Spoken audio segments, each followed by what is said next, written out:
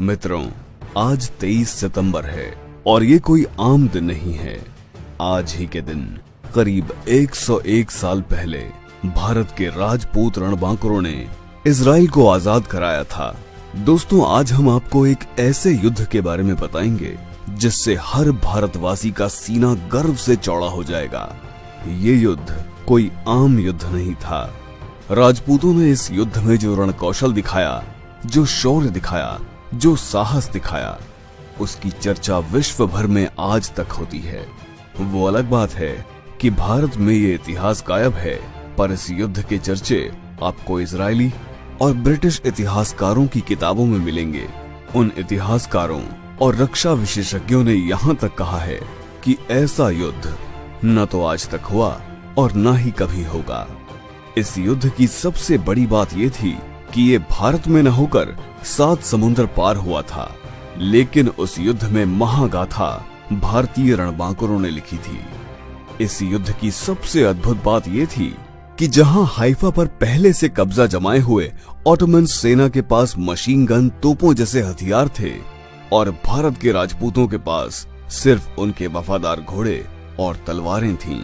मतलब तलवारों और घोड़ों का मुकाबला सीधा मशीन गन और तोपों से था, वो भी एक अनजान जगह पर। बात प्रथम विश्व युद्ध की है, जब 7 समुद्र पार आज के इजराइल देश पर ऑटोमन सेना का कब्जा था।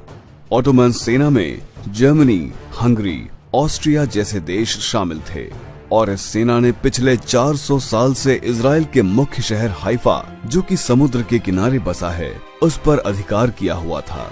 अंग्रेजी सेना ने इसे छुड़ाने के बहुत प्रयास किए, पर हर बार शिकस्त ही मिली। इसके बाद अंग्रेज अधिकारियों ने भारत की घुड़सवार सेना से मदद ली। उन्होंने जोधपुर महाराज सर प्रताप सिंह से इस युद्ध के लिए देश की सबसे ताकतवर घुड़सवार सेना जोधपुर लांसर्स को भेजने की बात कही। आगे युद्ध में जो हुआ उसको आप इन कम और सरल शब्दों में समझिए। सबसे बड़ी बात यह थी कि यह जंग प्रथम विश्व युद्ध में राजपूत रणबांकुरों व ऑटोमन सेना के बीच लड़ी गई थी। इसी युद्ध के चलते इजराइल आज भी भारत का आभारी है। उन राजपूत रणबांकुरों के कारण भारत और इजराइल के रिश्ते आज इतने मजबूत हैं।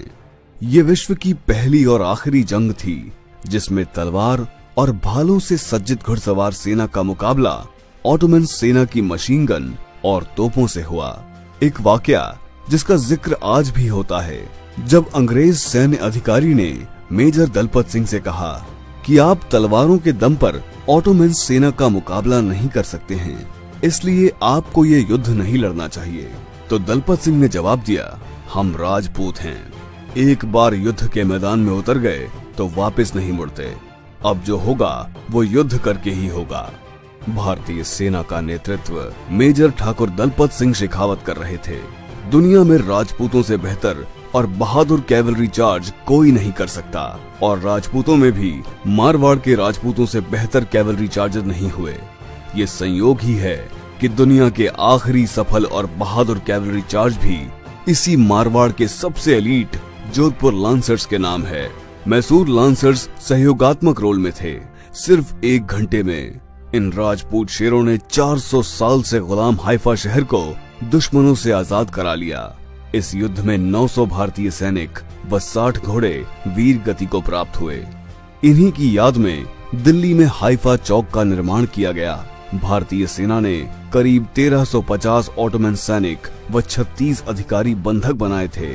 आज भी इस युद्ध की याद में इजराइल में हाइफा डे मनाते हैं, जिसमें भारत से भी शहीदों के परिवारीजन या जोधपुर राज्य के वर्तमान महाराज गज सिंह जी श्रद्धांजलि देने जाते हैं।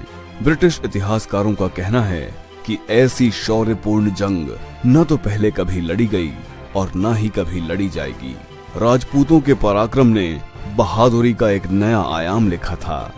आज भी हम इतिहास के सबसे बड़े सूरमाओं को इस हाइफा दिवस पर शत शत नमन करते हैं। जय हिंद, जय क्षात्र धर्म, वीर भोग्य वसुंधरा।